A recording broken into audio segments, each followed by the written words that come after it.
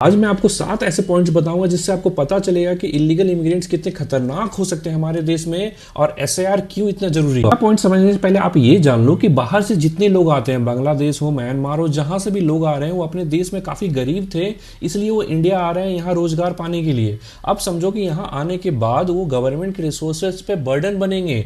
जितने स्कूल्स हैं, हॉस्पिटल्स हैं, रेलवे हैं, ऑलरेडी यहाँ के सिटीजन्स के लिए कम पड़ जाते हैं।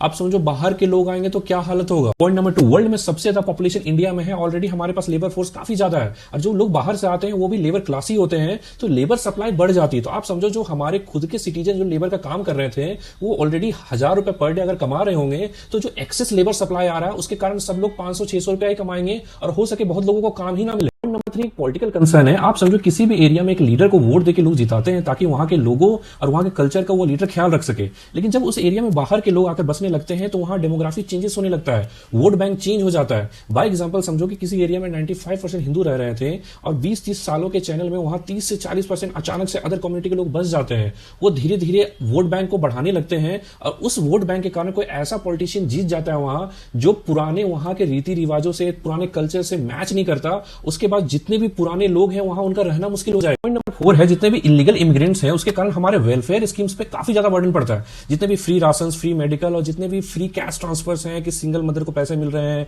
सिंगल चाइल्ड को पैसे मिल रहे हैं, ये सब पे बर्डन आता है। आप समझो कि एक एरिया में, एक डिस्ट्रिक्ट में अगर 10 करोड़ रुपए पर ईयर खर्च हो रहा था वेलफेयर स्कीम्स में, तो इलीगल इमिग्रेंट्स के कारण 12 करोड़ खर्च होगा और वो पैसे टैक्स पेयर के पैसे से आते हैं। तो आप समझो कि 2 करोड़ का लॉस हर साल हमें इलीगल इमिग्रेंट्स के कारण उस एरिया में सिर्फ हो रहा है। नंबर 5 को जानने से पहले आप ये समझ लो कि इंडिया कल्चरल रीच कंट्री था जिसको धरती को मां मानते हैं हम लोग। आप समझो कि वहां अगर बाहर के लोग बसने लगे तो ये कल्चरल लॉस होने लगता है। आप बाय एग्जांपल नॉर्थ ईस्ट का पकड़ो, नॉर्थ ईस्ट काफी यूनिक स्टेट है, वहां के कल्चर, वहां के ड्रेसिंग और वहां के फेस्टिवल्स काफी यूनिक है, लेकिन 30-40 सालों के पैटर्न में वहां से, बाहर से, बांग्लादेश से, म्यांमार से मुस्लिम आकर लोग मस्जिद खोल रहे हैं, अपने कल्चर को वहां प्रेजेंट कर रहे हैं। उसके कारण जो नॉर्थ ईस्ट का पुराना कल्चर है वो खोते जा रहे हैं। पॉइंट नंबर 6 है इकोनॉमी का लॉस। देखो किसी भी एरिया में इलीगल इमिग्रेंट से सबसे ज्यादा लॉस इकोनॉमी को होता है, क्योंकि जितने लोग भी बाहर से आ रहे हैं वो गरीब क्लास के लोग होते हैं, वो टैक्सेस पे नहीं कर सकते, ना रेवेन्यू में आपको कुछ कंट्रीब्यूट कर सकते हैं, लेकिन आपका कॉस्ट बढ़ाएंगे। जितने भी वेलफेयर स्कीम्स है और जितने भी स्कीम्स गवर्नमेंट पब्लिक पे खर्च कर रही है उन पे भी खर्च करना पड़ेगा। तो जो भी गवर्नमेंट का इन्वेस्टमेंट के अगेंस्ट रेवेन्यू का इक्वेशन है वो खराब हो जाता है। पॉइंट नंबर 7 काफी इंपॉर्टेंट है, हमारे देश के सेफ्टी एंड सिक्योरिटी से जुड़ा हुआ। देखो हमारे देश में जितने भी पुराने लोग हैं जिनकी पीढ़ियां देश में रहते हुए आ रही है,